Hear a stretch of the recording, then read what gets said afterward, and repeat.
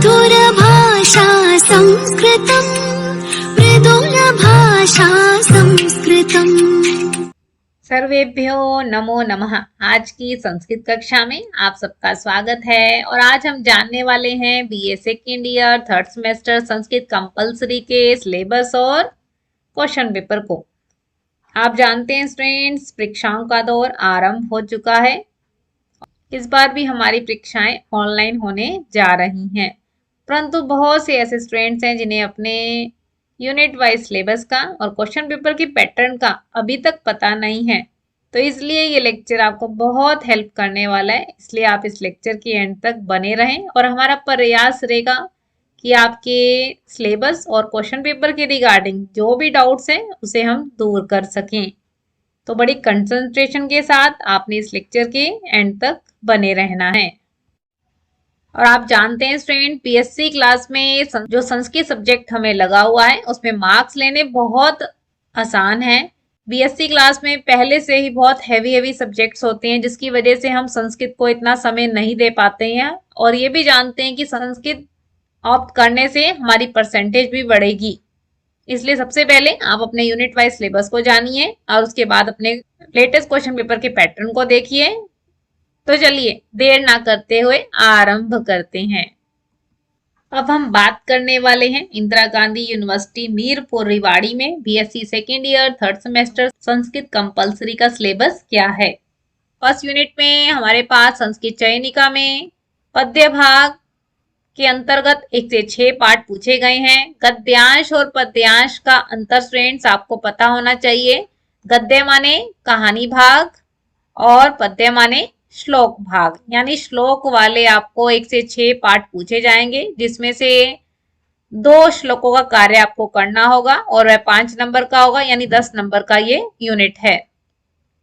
Second unit में हमारे पास संस्कृत चयनिका के अंतर्गत गद्य भाग यानी कहानी वाले 5 लेसन पूछे गए हैं और जिसमें से आपको 2 गद्यांश सॉल्व करने होंगे, जो कि एक गद्यांश 5 नंबर का यानी 10 नंबर का आपके पास ये यूनिट है।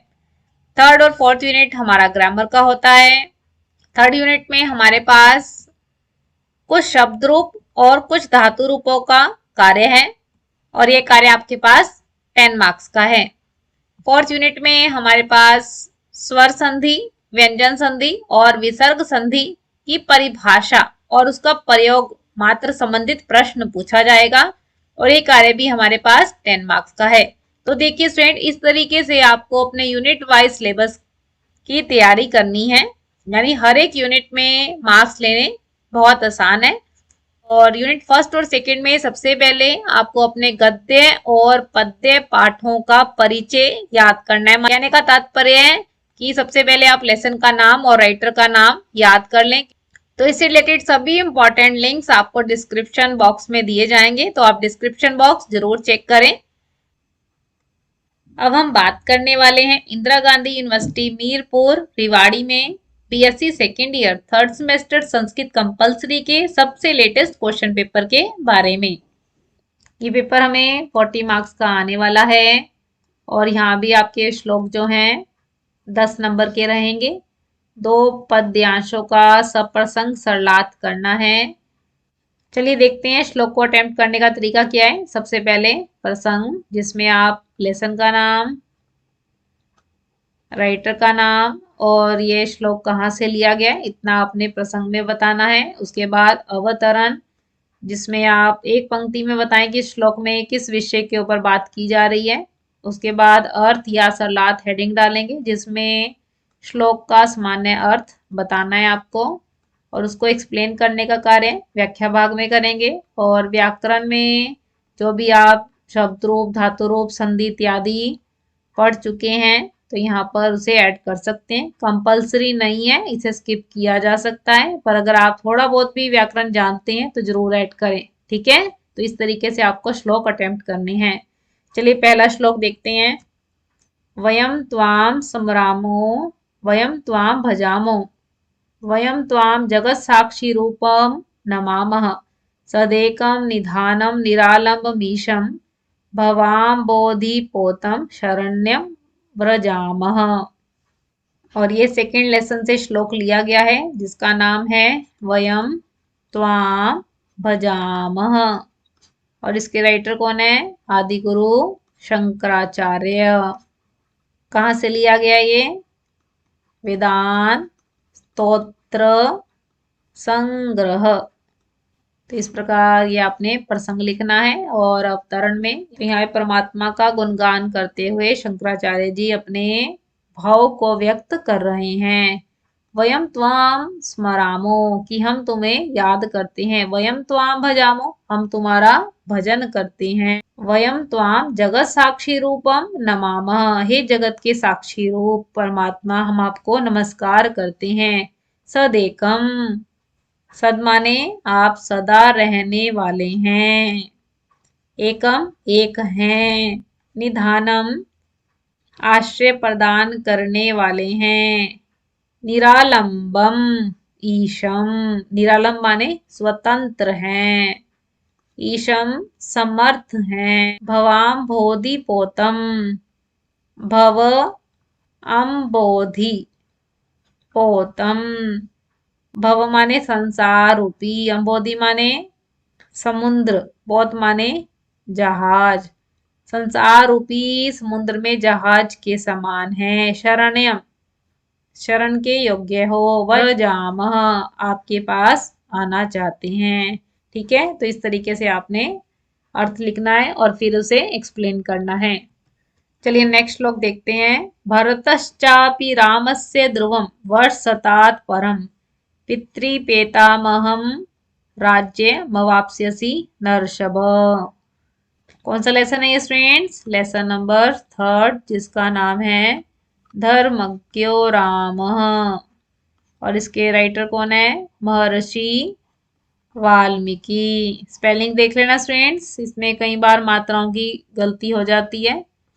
कहाँ से लिया गया लेसन? रामायण से। कितने कांड है? 7 कांड। और ये पाठ है दूसरे कांड से, जिसका नाम है अयोध्या कांड। इतना आपने प्रसंग में ऐड करना है। और यहाँ पे मुख्य पात्र के रूप में कौन है? मंथरा और रानी केकई। राम का राज्याभिषेक होने जा रहा है और मंथरा रानी केकई को भड़काने का कार्य कर रही है। परंतु रानी केकई जो है राम के गुणों का ही बखान कर रही है। और क्या कह रही है? भरतश्चापि रामस्य ध्रुवं वर्षशतात् परम, कि राम के निश्चित रूप से 100 वर्ष के होने के, परम माने बाद, भरतश्चापि भरत भी राज्यम अवाप्स्यति प्राप्त करेगा। कैसा राज्य? पितृपेतामह, पिता पितामह के राज्य को प्राप्त करेगा। नरषभ, ये राम के लिए प्रयोग किया है। हे पुरुषों में श्रेष्ठ राम के पश्चात मेरा पुत्र भरत भी पिता पितामह यानी पिता दादा के इस राज्य को प्राप्त करेगा। तो इस प्रकार आप अर्थ लिख के एक्सप्लेन करेंगे। चलिए नेक्स्ट श्लोक देखते हैं। इहि संतो नावा संति सतो वा नानुवर्तसे यथा ही विपरीता ते बुद्धिराचार वर्जिता। ये श्लोक है लेसन नंबर 4 से, जिसका नाम है साधु व्रतम चर। इसके राइटर कौन है? महर्षि वाल्मीकि। कहाँ से लिया ये लेसन? रामायण से। कितने कांड हैं? 7 कांड है रामायण के। और ये है 5वें कांड से, जिसका नाम है सुंदर कांड। इतना आपने प्रसंग में ऐड करना है। ठीक है, उसके बाद यहाँ देखते हैं मुख्य पात्र के रूप में कौन है? सीता माँ और रावण। रावण जो है सीता माँ का अपहरण करके अशोक वाटिका में लेकर आया और अनेक प्रकार से प्रलोभन उसे दे रहा है, डरा रहा है। तो सीता माँ रावण को फटकारते हुए कह रही है, यही संतो नावा संति, तुम्हारे दुर्व्यवहार को देखकर ऐसा प्रतीत होता है कि तुम्हारे यहाँ संत महापुरुष नहीं है। सतो व नानुवर्त से, ये संत महापुरुष हैं तो तुम उनकी बातों का अनुवर्त से पालन नहीं करते हो, उनका अनुसरण नहीं करते हो, उनके उपदेशों को अपने जीवन में धारण नहीं करते हो। यथा ही विपरीता ते बुद्धिराचार वर्जिता, कि जिससे तुम्हारी बुद्धि विपरीत हो गई है और आचार वर्जिता माने सदाचार से शून्य हो गई है। तो इस प्रकार आपने अर्थ लिख के एक्सप्लेन करना है। तो चलिए नेक्स्ट श्लोक देखते हैं। धर्मम संहर्ते तस्य धनम हर्ति यस्य स हीयमाने धने राजन वयम कस्य शमेमहि। और ये लेसन है 6th, जिसका नाम है धिक दारिद्र्यम। स्पेलिंग देख लीजिए स्टूडेंट, धिक दारिद्र्यम कैसे लिखना है। और इसके राइटर हैं महर्षि वेदव्यास। कहाँ से लिए लेसन? महाभारत से। महाभारत के कितने पर्व हैं? टोटल 18 पर्व हैं और हमारा लेसन है 12वें पर्व से, जिसका नाम है शांति पर। ठीक है, तो इतना आपने प्रसंग में ऐड करना है। और उसके बाद यहाँ देखते हैं मुख्य पात्रों के रूप में कौन है। अर्जुन है और युधिष्ठिर है। अर्जुन युधिष्ठिर को धन की महत्ता के विषय में समझा रहा है कि धर्मम संहरति तस्य धनम हरति यस्य स, जिसका धन हरण कर लिया जाता है उसका धर्म भी हर लिया जाता है। ऐसा क्यों कहा? यह माने धने, क्योंकि धन के हरण कर लिए जाने पर राजन, हे राजा युधिष्ठिर, वयम कस्य शमेमहि, हम किसको क्षमा करें। ठीक है, तो इस प्रकार आपने अर्थ लिखना है और फिर उसे एक्सप्लेन करना है। तो समझ आ रहा है ना आप सबको फ्रेंड्स? जहां भी आपके डाउट्स हो तो आप कमेंट बॉक्स में साथ साथ पूछते रहें। चलिए नेक्स्ट देखते हैं। 2 गद्यांशों की सप्रसंग व्याख्या कही है और ये भी कार्य आपके पास 10 नंबर का है। और इसको भी अटेम्प्ट करने का तरीका वही है जैसे आपने श्लोक में किया था। सबसे पहले प्रसंग लिखेंगे जिसमें लेसन का नाम, राइटर का नाम लिखते हैं।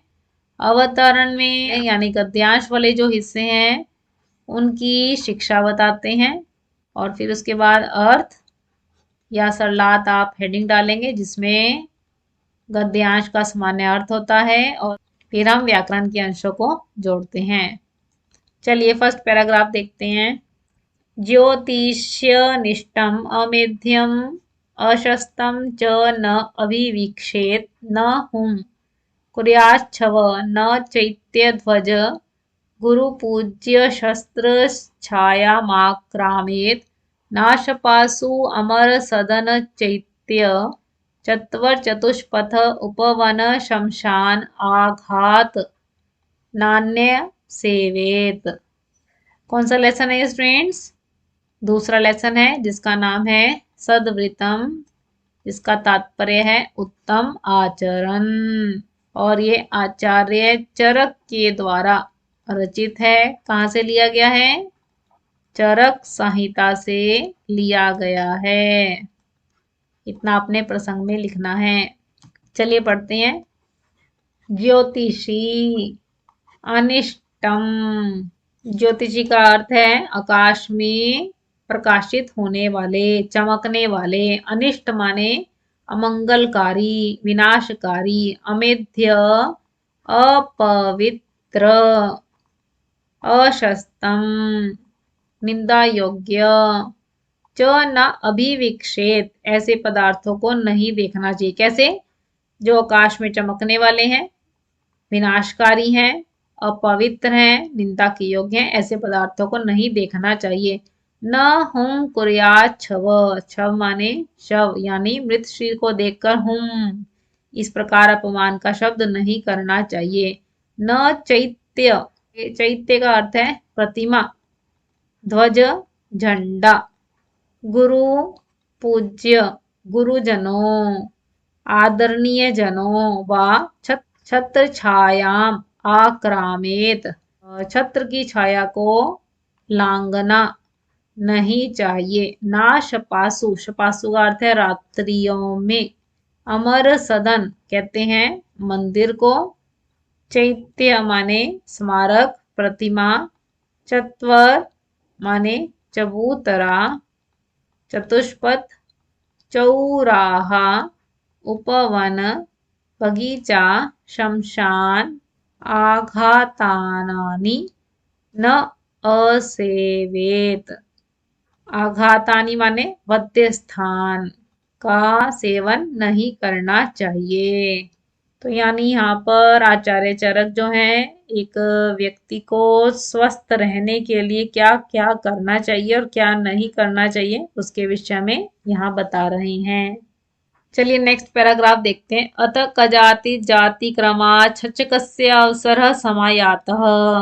कौन सा लेसन है स्टूडेंट्स? लेसन है ये थर्ड, जिसका नाम है बुद्धिर्यस्य बलम तस्य। और इसके राइटर कौन है? पंडित विष्णु शर्मा। कहाँ से लिए कहानी? पंचतंत्र से। तो इतना आपने प्रसंग में ऐड करना है। और उसके बाद आप अवतरण लिखते हैं जिसमें आप शिक्षा बताएंगे कि यहाँ पर पंडित विष्णु शर्मा शेर और खरगोश की कहानी के माध्यम से शिक्षा दे रहे हैं कि जिसके पास बुद्धि है उसी के पास बल है। अतः इसके बाद कदाचित कभी जाति क्रमात जाति के क्रम से छचकस्य, छचक माने खरगोश, का अवसर माने की बारी या फिर क्रम आया, समय आता है माने आया। स समस्त मृगई प्रेरितो अनिच्छन्नपि, वह सभी पशुओं के द्वारा प्रेरित किया जाता हो। अनिच्छन माने बिना इच्छा के। मंदम मंदम गत्वा, धीरे धीरे जाकर, तस्य वधोपाय, उसके वध का उपाय सोचता हुआ। वेलातिक्रमम, समय को बिताकर। व्याकुलित हृदय, व्याकुलित हुए हृदय वाला। यावद गच्छति, जब जाता है। तावन मार्गे, तो मार्ग में। गच्छता, जाते हुए। कूप संदृष्ट, कुआं देखा। इस प्रकार आपने अर्थ लिखना है। नेक्स्ट देखते हैं। चंद्रवोपी तान भय व्याकुलितान विज्ञायेद महा। चंद्र वाली कहानी कौन सी है स्टूडेंट्स? यह है लेसन नंबर 4, नीलवर्ण श्रृंगाल। और इसके राइटर कौन है? पंडित विष्णु शर्मा। कहानी कहाँ से ली गई है?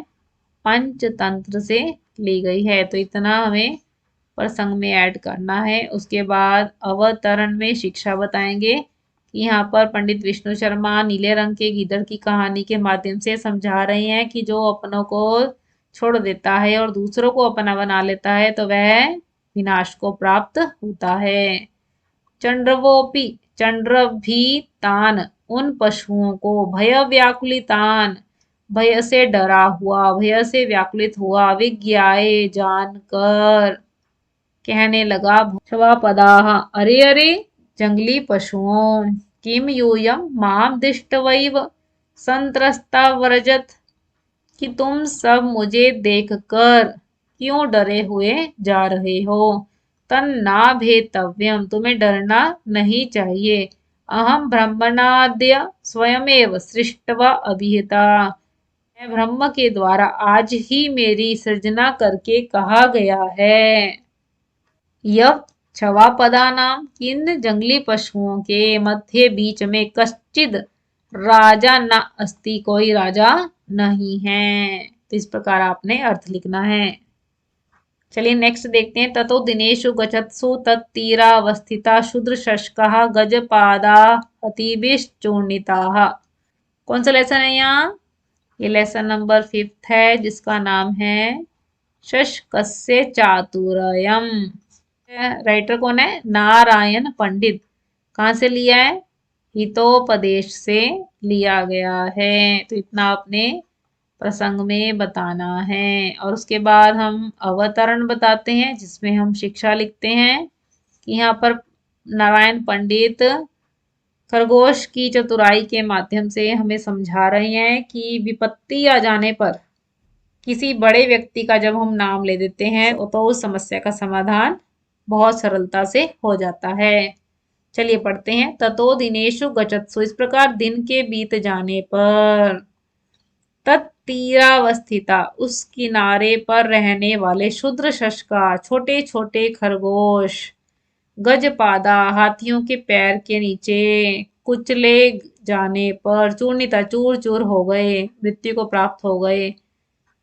अनंतरम, उसके बाद। शिलीमुख नाम का शश का चिंतयासाम, शश के बाद शिलीमुख नाम का खरगोश सोचने लगा। अनेन गजयूथेन पिपासा गुलितेन प्रत्यहम अत्र आगंतव्यम, यदि गजयूथेन, यूथ कहते हैं झुंड, झुंड के हाथियों के झुंड के द्वारा पिपासा प्यास से व्याकुलित हुए प्रत्यहम प्रतिदिन अत्र आगंतव्यम यदि हरो जाना होगा ततो विनष्टम अस्मत् कुलम, तो इस प्रकार तो हमारे कुल का ही नाश हो जाएगा। ठीक है, तो इस प्रकार से आपने अर्थ लिखना है। समझ आ रहा है ना आप सबको? जहां भी आपके डाउट्स हो तो आप साथ साथ कमेंट बॉक्स में पूछते रहें। थर्ड क्वेश्चन से हमारा ग्रामर पार्ट स्टार्ट हो रहा है और यहाँ पर बालक अथवा पितृ शब्द रूप पूरा लिखना है।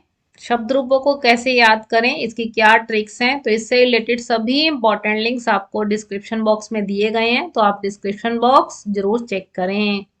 ठीक है, तो ये लगभग आपके पास 5 नंबर का कार्य रहेगा। अस और पठ धातु में से एक धातु के संपूर्ण रूप यानी कि पांचों लकार आपको यहाँ लिखने हैं, तो बहुत ध्यान से सभी लकारों को चलाना है। बहुत ही आसान है ये टॉपिक। नेक्स्ट में देखते हैं 5 में संधि कीजिए। विद्या प्लस आलय विद्यालय, गज प्लस इंद्र गजेंद्र, प्रति प्लस एकम प्रत्येकम, जगत प्लस ईश जगदीश, सु प्लस आगतम स्वागतम, नई प्लस अक नायक, महा प्लस ऋषि महर्षि, सत प्लस जन सज्जन। तो इस तरीके से स्टूडेंट्स आपको संधि का कार्य करना है। जितनी भी व्याकरण आपको आती है उतनी जरूर अटेम्प्ट करने का प्रयास करना है ताकि हमारे मार्क्स कहीं भी ना कटें। ठीक है, तो आज की कक्षा में हमने अपने सिलेबस को और क्वेश्चन पेपर को बहुत डिटेल के साथ जाना, और इन सिलेबस और क्वेश्चन पेपर से रिलेटेड आपका कोई भी डाउट है तो आप कमेंट बॉक्स में ले सकते हैं। आपकी कोई सजेशन है तो वह भी आप कमेंट बॉक्स में बता सकते हैं। आपको लेक्चर कैसा लगा यह भी आप कमेंट बॉक्स में जरूर बताएं। अगर आपको लेक्चर अच्छा लगा तो आप इसे लाइक कीजिए, ज्यादा से ज्यादा फ्रेंड्स के साथ शेयर कीजिए, क्योंकि बहुत से स्टूडेंट्स ऐसे हैं जिन्हें अपने सिलेबस के बारे में नहीं पता है, और जब आप सिलेबस को यूनिट वाइज समझ लेते हैं तो क्वेश्चन पेपर को अटेम्प्ट करना बहुत आसान हो जाता है। तो इसलिए अपने फ्रेंड्स के साथ इस लेक्चर को जरूर शेयर करें। और अगर आप चैनल पे नए आए हैं, संस्कृत सीखना चाहते हैं, संस्कृत की नई अपडेट के साथ जुड़ा रहना चाहते हैं, सिलेबस कवर करना चाहते हैं, तो चैनल को सब्सक्राइब भी कीजिए ताकि आने वाली नई नोटिफिकेशन सबसे पहले आपको मिले। आप हमें फेसबुक और इंस्टाग्राम के पेज पे भी फॉलो कर सकते हैं। आशा रख सकते हैं कि आपने लेक्चर बहुत ध्यान से सुना होगा, आपके सभी डाउट्स क्लियर हुए होंगे। तो इसलिए स्टूडेंट्स आप सबका हृदय की गहराइयों से बहुत बहुत धन्यवाद। फिर मिलेंगे हम स्टूडेंट्स नई अपडेट और नए टॉपिक के साथ। All the best students. नमो नमः। नमः संस्कृताय।